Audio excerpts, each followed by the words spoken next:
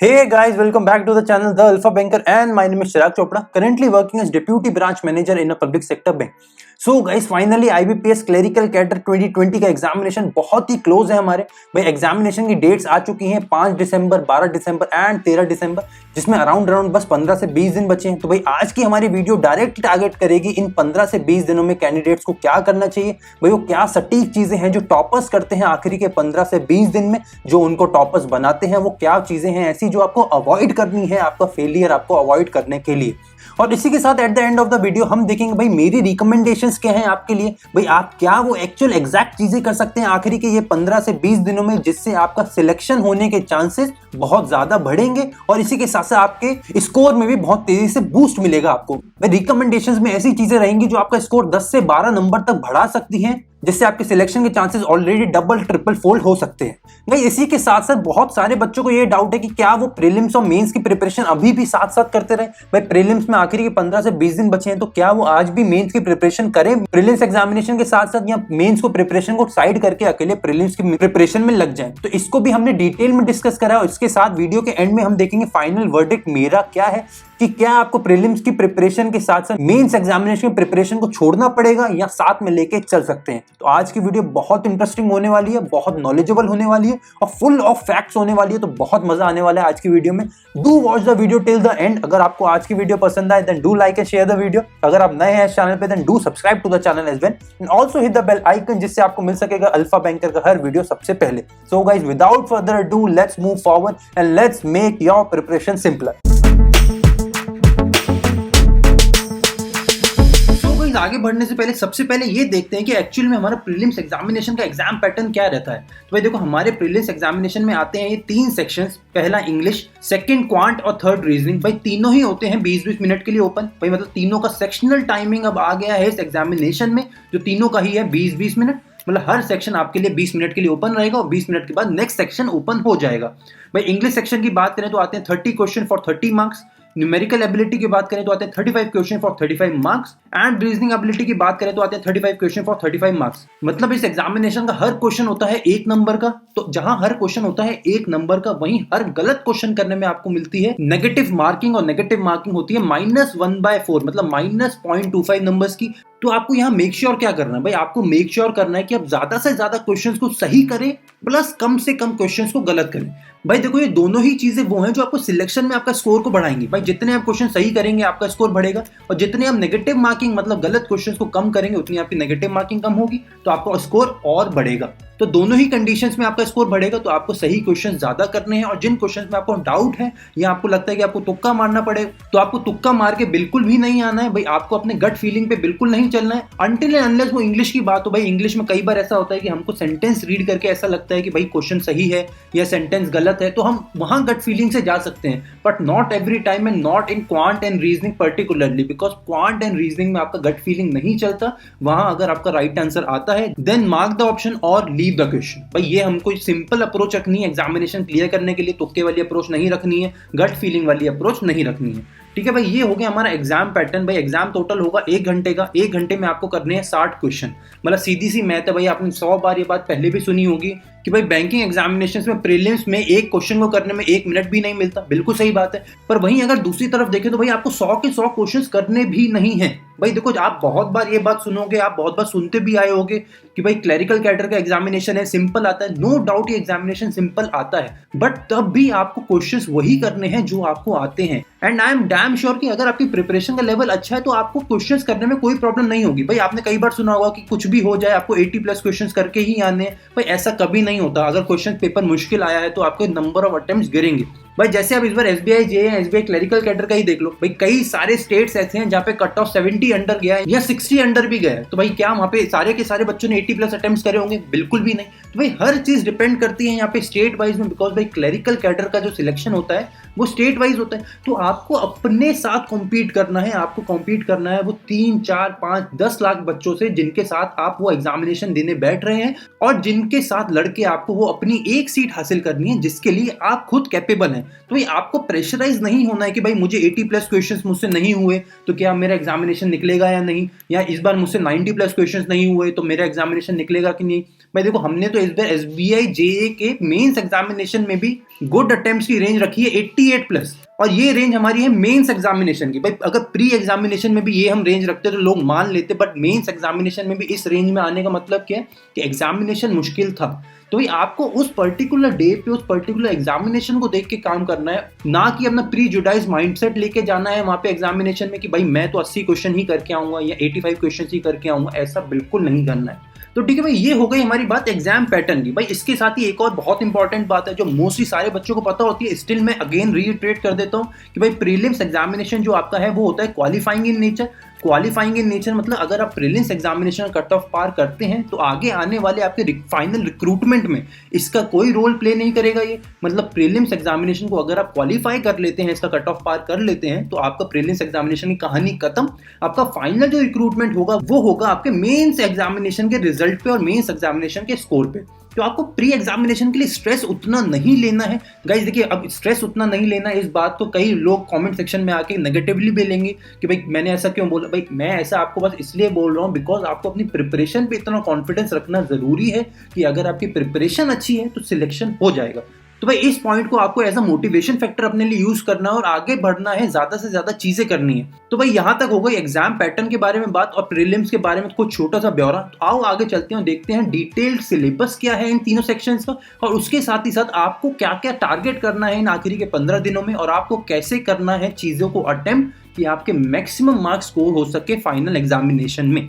So guys अगर detailed syllabus की बात करें तो भाई ऐसे भारी भरकम सा सिलेबस आता है हमारे IBPS क्लरिकल कैडर के रिक्रूटमेंट में।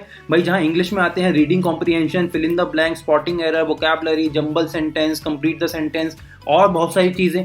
वही न्यूमेरिकल एबिलिटी मतलब क्वांट में आता है number series, simplification, approximation, quadratic, data interpretation, data sufficiency, और बाकी ये हो गए नीचे मिसलेनियस सेक्शंस। और वहीं अगर रीजनिंग सेक्शन की बात करें तो भाई इसमें सबसे इंपॉर्टेंट रहता है puzzles, then inequality, syllogs, coding, decoding, blood relation, और बाकी नीचे के सारे हो गए मिसलेनियस। ठीक है भाई, ये हो गया मोटा मोटा हमारा सिलेबस कि भाई हमें क्या क्या कवर करना है। बट हमारे पास बचे कितने दिन है? हमारे पास बचे हैं आखिरी के 15 दिन। तो क्या कोई भी ऐसा सूरमा बच्चा होगा, कोई भी इतना इंटेलिजेंट बच्चा हो सकता है कि आखिरी के 15 दिन में इतनी सारी चीजें जीरो से लेके चालू कर ले? बिल्कुल भी नहीं। And I will not suggest you कि आप इतना कुछ अटेम्प्ट भी करें आखिरी के 15 दिन में।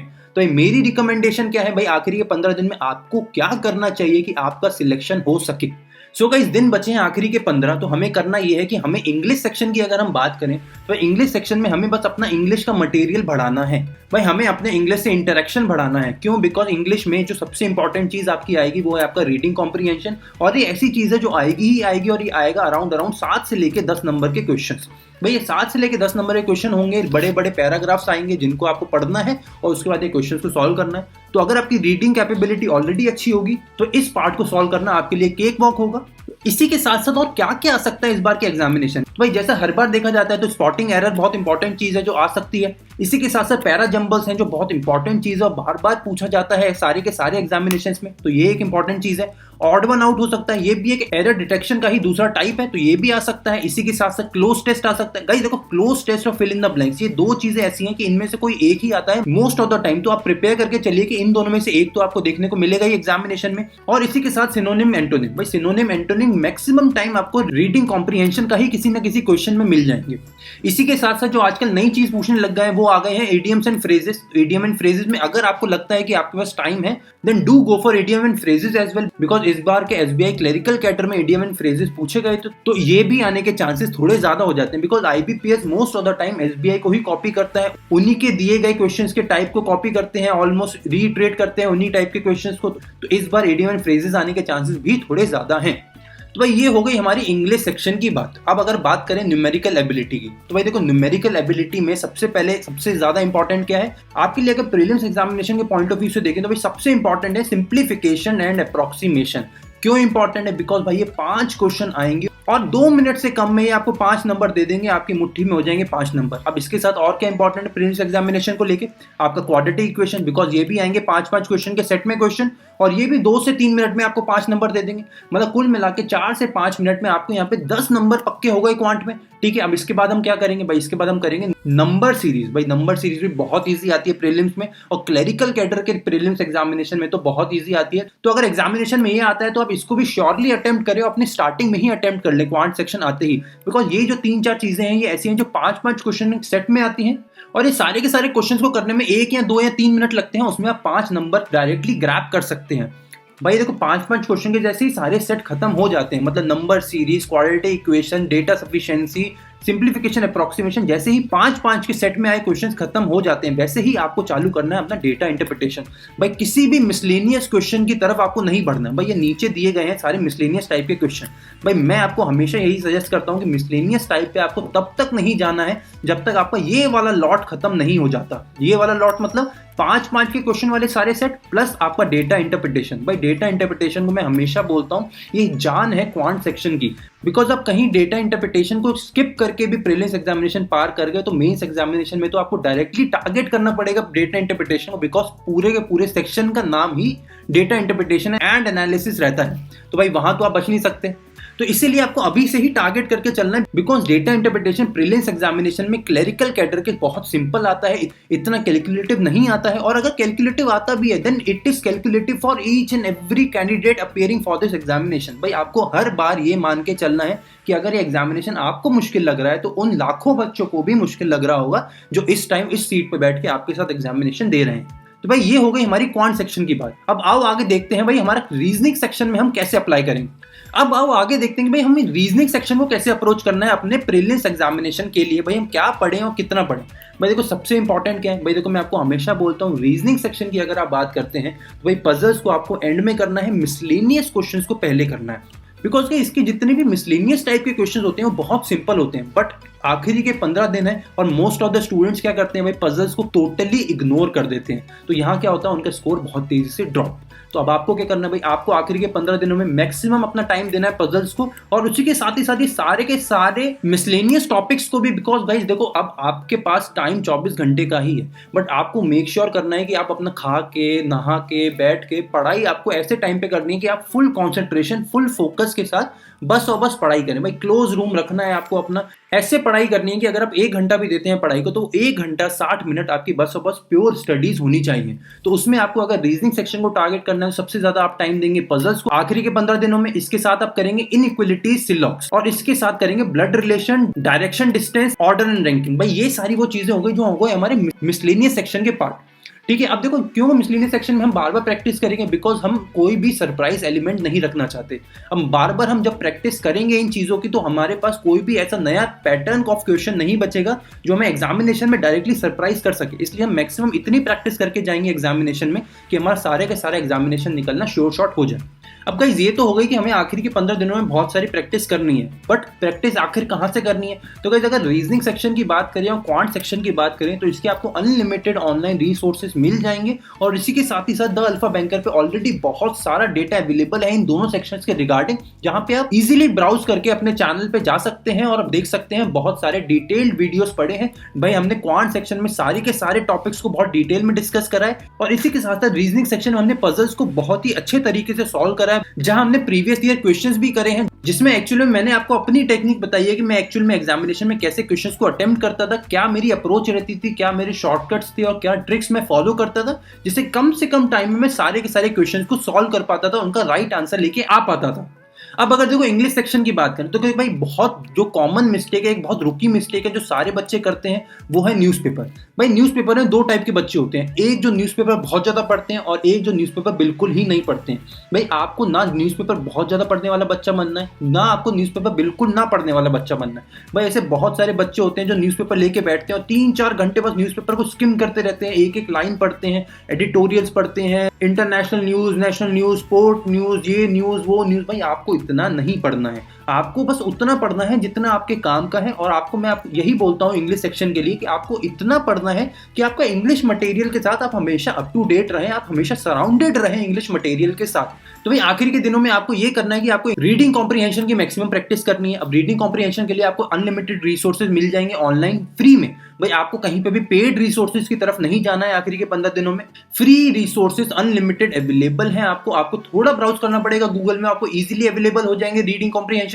आपको रीडिंग कॉम्प्रिहेंशन करने हैं। आखिरी के दिनों में और क्या करना है भाई, आपको करना है स्पॉटिंग एरर। स्पॉटिंग एरर क्यों? बिकॉज ऐसे कई टाइप के नए एरर्स आएंगे आपके सामने जो आपको एग्जामिनेशन में सरप्राइज कर सकते हैं अगर आपकी प्रैक्टिस अच्छी नहीं होगी तो तो आपको स्पॉटिंग एरर पे टाइम देना है और इसी के साथ ही साथ क्लोज टेस्ट और fill in the blanks, because ये टोटली वोकैबुलरी बेस्ड रहते हैं। तो अगर आपको वोकैबुलरी इतनी स्ट्रांग नहीं है then I will highly suggest you कि आप डायरेक्टली क्लोज टेस्ट या फिल इन द ब्लैंक्स की ऑनलाइन रिसोर्सेज को यूटिलाइज करना चालू करिए, बिकॉज ये रिसोर्सेज को आप यूटिलाइज करेंगे तो कहीं ना कहीं आपको नया कोई वर्ड मिल जाएगा और आपकी साथ ही साथ वोकैबुलरी बिल्डअप भी होती रहेगी। ठीक है गाइस, तो ये रहा हमारा फाइनल सिलेबस। तो अब आओ आगे चलते हैं और देखते हैं मेरा फाइनल वर्डिक्ट क्या है। भाई मेरी फाइनल रिकमेंडेशंस क्या है आखिरी 15 दिनों में कि आप मैक्सिमम गेन करें 15 दिनों में से।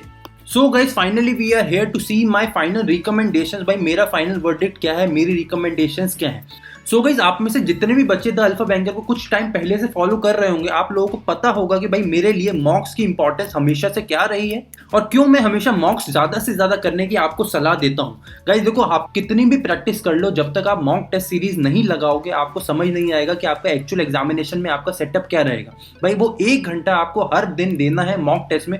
गाइस देखो, आखिरी के 15 दिन बचे हैं, अब से आप चालू करके अगर हर दिन 1 से 2 मॉक टेस्ट भी देंगे तो आप मान के चलिए आप 1 हफ्ते भी अगर देंगे तो आप 10 से 12 मॉक टेस्ट इजीली दे सकते हैं अगले 1 हफ्ते में। और उन 10 से 12 मॉक टेस्ट में आप समझिए कि आपका जो स्कोर है वो एटलीस्ट 10 से 12 नंबर बढ़ सकता है अगर आपके मॉक टेस्ट देने का तरीका और उसके बाद उसका एनालिसिस करने का तरीका बिल्कुल सही है तब। बिकॉज गाइस फाइनल जो हम मॉक टेस्ट देते हैं तो वो हमारा फाइनल एग्जामिनेशन की तरह ही आपको लेके चलना है। भाई आपको किसी सोफे में नहीं बैठना है, अपने बेड में बैठ के मॉक टेस्ट नहीं देना है, आपको प्रॉपर सीट पे बैठ के, जैसे मैं अभी बैठा हूँ प्रॉपर सीट पे, मेरे सामने लैपटॉप है, मैं प्रॉपर बैठ के एग्जामिनेशन दे रहा हूँ प्रॉपर माइंडसेट के साथ। क्लोज रूम, कोई आना नहीं चाहिए, कोई होना नहीं चाहिए, शोर नहीं होना चाहिए, आपके पास खाने पीने का सामान नहीं होना चाहिए। भाई आपको ऐसे माइंडसेट से मॉक टेस्ट देना है कि आपका फाइनल एग्जामिनेशन है, आपको अपने कंफर्ट जोन से थोड़ा बाहर निकलना पड़ेगा भाई अगर आपको फाइनल सिलेक्शन लेना है। और इसमें आपके पास एक ही चीज सबसे ज्यादा हेल्प कर सकती है, वो है फाइनल मॉक टेस्ट। तो आपको मॉक टेस्ट देना तो बिल्कुल भी नहीं भूलना है यहाँ पे। तो गाइस ये हो गई मेरी पहली रिकमेंडेशन आज के लिए। अब दूसरी मेरी रिकमेंडेशन क्या है। अब भाई बहुत सारे बच्चे ऐसे हैं जिनको ये डाउट था कि भाई क्या हम प्री के साथ मेंस की प्रिपरेशन भी करते रहें। तो गाइस बिल्कुल सही, भाई आपको प्री के साथ मेंस की प्रिपरेशन करनी ही है, बिकॉज गाइस प्री रिजल्ट के बाद मेंस एग्जामिनेशन में आपको 15 से 20 दिन मिलेंगे। तो अब उन 15 से 20 दिनों में मेंस एग्जामिनेशन की प्रिपरेशन तो बिल्कुल भी नहीं कर पाएंगे। तो बिल्कुल आपको इन दोनों एग्जामिनेशन की प्रिपरेशन को हैंड टू हैंड लेके चलना है। But at the same time आखिरी के 15 दिन बचे हैं तो हमको प्री एग्जामिनेशन को थोड़ा ज्यादा फोकस करना है। तो अगर हम आखिरी के 15 दिनों में मेंस एग्जामिनेशन को ना टाइम भी दे पाए तो भी चलेगा, तो आपको फुल टाइम अभी देना है अपने प्री एग्जामिनेशन की प्रिपरेशन के लिए। बिकॉज गाइस हमारा पहला टारगेट है प्री एग्जामिनेशन क्वालिफाई करना। And I am very hopeful कि आप द अल्फा बैंकर को पहले से फॉलो कर रहे होंगे, बिकॉज वहां पे हमेशा हमने आपको एक ही गाइडेंस दी है, हमेशा आपको एक ही एडवाइस दी है कि आपको प्री और मेंस की प्रिपरेशन एक साथ रखनी है, साइमल्टेनियसली चालू रखनी है। तो अगर आप ऐसे कैंडिडेट हैं जो द अल्फा बैंकर को फॉलो कर रहे हैं और जिन्होंने ये एडवाइस फॉलो करी थी, तो वो आखिरी के 15 दिनों में मेंस को बिल्कुल छोड़ सकते हैं, मेंस की प्रिपरेशन को, और पूरा अपना टाइम दे प्रीलिम्स की प्रिपरेशन को। बिकॉज अब हमारा पहला टारगेट है प्रीलिम्स एग्जामिनेशन को क्वालिफाई करना। बट जिस दिन हम प्रीलिम्स एग्जामिनेशन देख के आएंगे उसके बाद से हम फिर चालू कर पाएंगे अपनी मेंस की प्रिपरेशन को। But first our target is to qualify prelims examination. ठीक है गाइस, तो अभी आपको मेंस एग्जामिनेशन को टाइम नहीं देना है उतना, आप प्रीलिम्स एग्जामिनेशन की तरफ चलिए, अपनी स्पीड पे काम करिए, because prelims examination is all about time management and your accuracy. तो आपको एक्यूरेसी प्लस टाइम मैनेजमेंट दोनों ही यहाँ पे मेंटेन करके चलने हैं। And make sure guys to decrease your negative marking, because बहुत सारे बच्चे ऐसे होते हैं जो तुक्के मार के आते हैं एग्जामिनेशन में, तो आपको वो नहीं करना है अनटिल एंड अनलेस वो इंग्लिश सेक्शन नहीं है जहां पे आपकी गट फीलिंग चल जाती है। आपको क्वांट और रीजनिंग में गट फीलिंग पे कोई भी ऑप्शन नहीं मार्क करना है। सो गाइज ये रही हमारी फाइनल वर्डिक्ट, ये रहा मेरा फुल वीडियो आज का। आपको कैसा लगा ये वीडियो, क्या कोई पॉइंट था जो हमसे मिस हो गया जो आपको लगता है बहुत इंपॉर्टेंट था, तो नीचे वो कमेंट सेक्शन में हमें बताइए, जिससे हम आगे आने वाले वीडियोस में उन पार्ट्स को इंक्लूड कर सकें। और इसी के साथ हमें बताइए कि आपको आज का वीडियो कैसा लगा। अगर आपको आज का वीडियो अच्छा लगा then do like and share the video. And also guys now make sure कि आप ये वीडियोस को ज्यादा से ज्यादा शेयर करें, बिकॉज अगर आपको ये वीडियो हेल्पफुल लगा है तो बहुत सारे बच्चे ऐसे हैं जिनके पास ये रिसोर्सेज अवेलेबल नहीं है, या जहां तक हो सकता है हम भी ना पहुंच पा रहे हों। तो आपको मेक श्योर करना है कि आप जिस भी सोशल मीडिया साइट पे एक्टिव रहते हो वहां पे खुद से स्टेटस डालिए, पोस्ट डालिए, अपने फ्रेंड्स के साथ शेयर करिए, रिलेटिव्स के साथ शेयर करिए, but make sure the alpha banker की हर वीडियो हर उस बच्चे तक पहुंच सके जिसको भी इसकी जरूरत है। So guys signing off, my name is Chirag Chopra, take care till the next video, see you then.